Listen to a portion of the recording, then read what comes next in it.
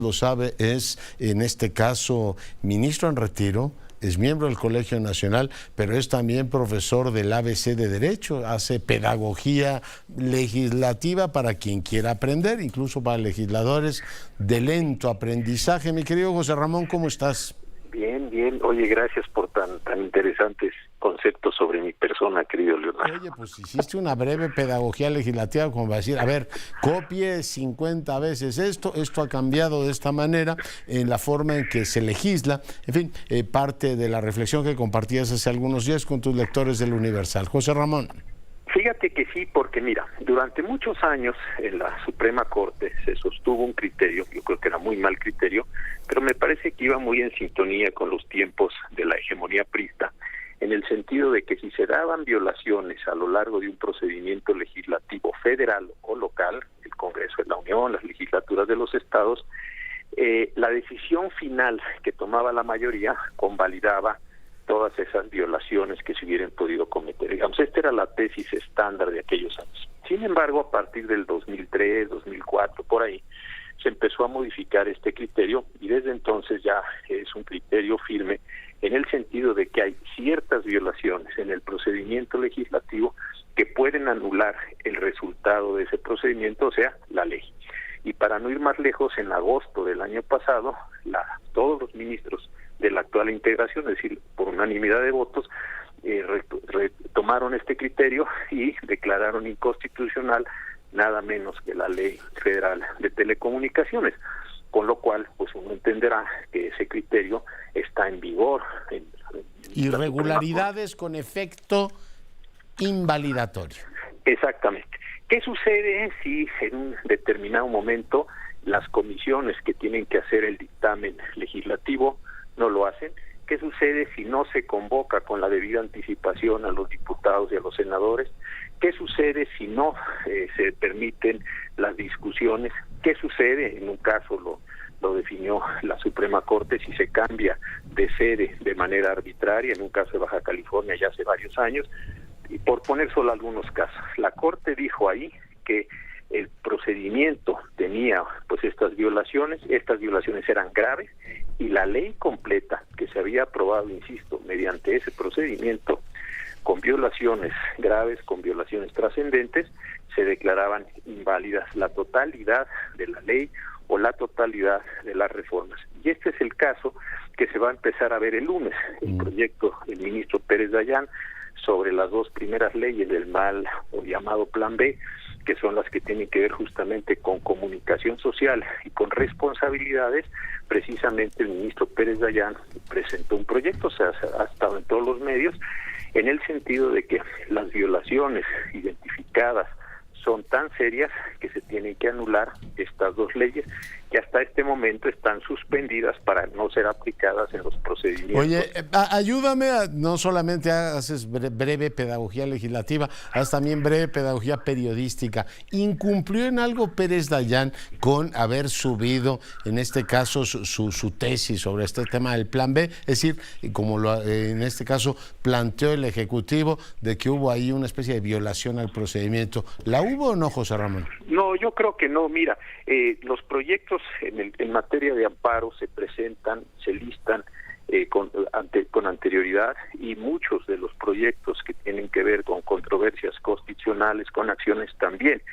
Muchas personas del público recordarán que en casos de esta importancia, pues se dan a conocer los proyectos, se publican. Yo creo que de verdad no hay ningún tipo de violación procedimental en este caso. Y además me parece que es una sana práctica que debería generalizarse en el resto de los asuntos, pues que las personas conozcan de antemano un proyecto que por lo demás se va a discutir en una sesión pública. Oye, breve pedagogía para opositores ahora, mi querido José Ramón. Venga.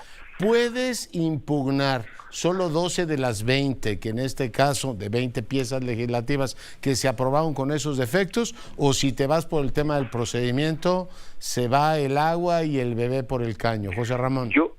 Mira, se publica mediante un decreto, hay un decreto promulgatorio, entonces habría que ver cómo se van a publicar.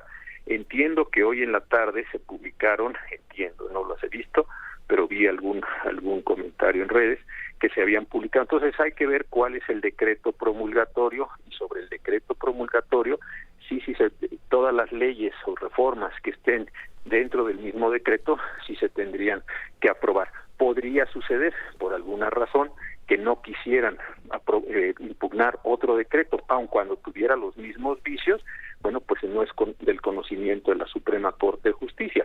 Entonces realmente no sé cuál vaya a ser el ritmo de publicación de los decretos, pero si fueran todas las leyes en un solo decreto, pues los mismos vicios se pueden ir dando, salvo, y aquí se habría que hacer un paréntesis o un punto, que tuviera, que el vicio, por ejemplo, fuera, al aprobarse la ley tal, no estaban el número mínimo de diputados o no se recabaron los votos, pero en las 2 horas siguientes ya estaban esos diputados o esos senadores, etcétera. Entonces habría que ir haciendo estas diferenciaciones para ver el caso, pero en principio todo lo que se aprobó bajo las mismas condiciones procedimentales, pues estaría afectado del mismo vicio, en principio. Oye, ¿y se pueden empezar a impugnar o en este caso a combatir una vez que se publiquen en el Diario Oficial de la Federación? Sí, mira, yo creo que el tema que va a seguirse son el de las acciones de inconstitucionalidad, que el 33% de los diputados y el 33% de los senadores pueden impugnar. Desde luego la oposición puede hacerlo, puede llevar a cabo estas impugnaciones. Entonces, en ese sentido, dentro de los 30 días siguientes a la publicación de la ley en el Diario Oficial de la Federación, o de las leyes en el Diario Oficial de la Federación, empiezan a correr los días para las acciones. Por otro lado, si fueran amparos, habría que ver si esas disposiciones, por su sola entrada en vigor, le causan una afectación a las personas, entonces se pueden impugnar, o si hay que esperar a un acto concreto de una autoridad donde se cause el daño a la persona, el perjuicio a la persona, para impugnarlo. Entonces habría que ver qué es lo que las personas en amparos estarían impugnando.